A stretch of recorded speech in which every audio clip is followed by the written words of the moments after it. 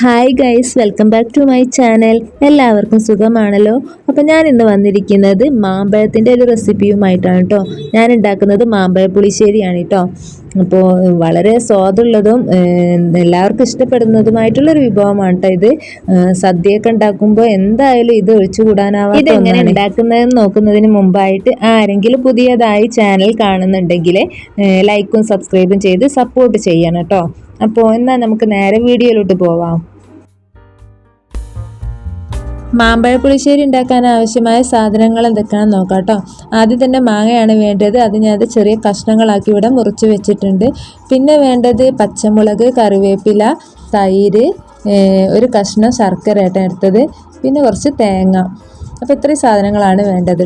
അപ്പോൾ ഇത് ഉണ്ടാക്കാനായിട്ട് ഞാനിവിടെ ഒരു പാൻ എടുത്ത് വെച്ചിട്ടുണ്ട്. നേരത്തെ കട്ട് ചെയ്ത് വെച്ചിട്ടുള്ള മാങ്ങ ഇതിലോട്ട് ഇട്ട് കൊടുക്കാം.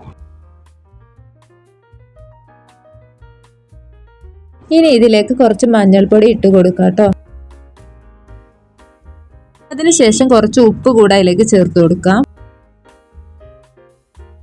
ഇനി ഇതിലേക്ക് കുറച്ച് മുളക് പൊടിയും വേവാൻ ആവശ്യമായ വെള്ളവും മധുരത്തിന് പാകമായ ശർക്കരയും ഇതിലേക്ക് ഇട്ട് കൊടുക്കാം.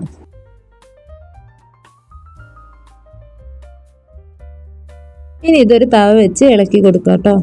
അതിനുശേഷം ഗ്യാസ് ഓണാക്കാം.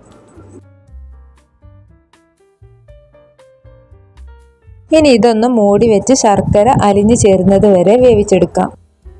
ഇത് വേവാനെടുക്കുന്ന സമയം കൊണ്ട് നമുക്ക് ഇതിലേക്ക് ആവശ്യമായിട്ടുള്ള തേങ്ങ അരച്ചെടുക്കാം. അതിനായി ഞാൻ എന്താ മിക്സിയുടെ ജാർ എടുത്ത് കുറച്ച് തേങ്ങ അതിലേക്ക് ഇട്ട് കൊടുക്കുന്നുണ്ട്. അതിലേക്ക് 2 പച്ചമുളകും ഇട്ട് കൊടുത്തിട്ടുണ്ട്.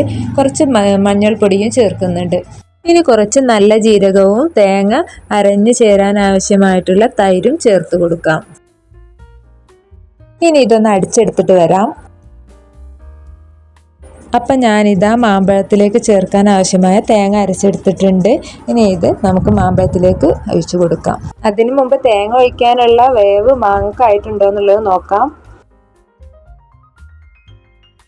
ശർക്കര ഒക്കെ നല്ല പോലെ അരിഞ്ഞ് ചേർന്നിട്ടുണ്ട്. നമുക്കതിൻ്റെ വേവ് നോക്കാം.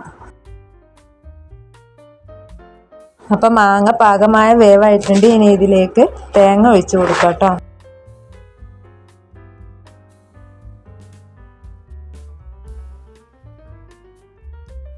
ഇനി ഇതൊരു കയ്യിൽ ഉപയോഗിച്ച് പതുക്കെ ഇളക്കി കൊടുക്കാം.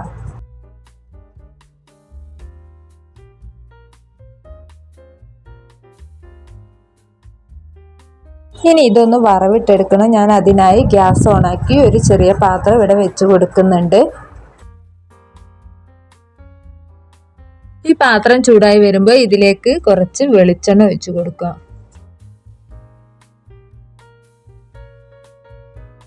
അതാ വെളിച്ചെണ്ണ ഞാൻ ഇതിൽ ഒഴിച്ച് കൊടുക്കുന്നുണ്ട്. ഇനി ഇത് ചൂടായി വരുമ്പോൾ ഇതിലേക്ക് കുറച്ച് കടുക് ഇട്ട് കൊടുക്കാം. ഇനി ഈ കടുക് ഒന്ന് പൊട്ടി വരുമ്പോൾ അതിലേക്ക് കുറച്ച് ഉലുവയും കൂടെ ചേർത്ത് കൊടുക്കാം കേട്ടോ. ഇതിലേക്ക് കുറച്ച് വറ്റൽമുളകും കറിവേപ്പിലയും കൂടെ ചേർക്കാം. ഇനി ഇത് തയ്യാറാക്കി വെച്ച മാമ്പഴ പുളിശ്ശേരിയിലേക്ക് ഒഴിച്ചു കൊടുക്കാം.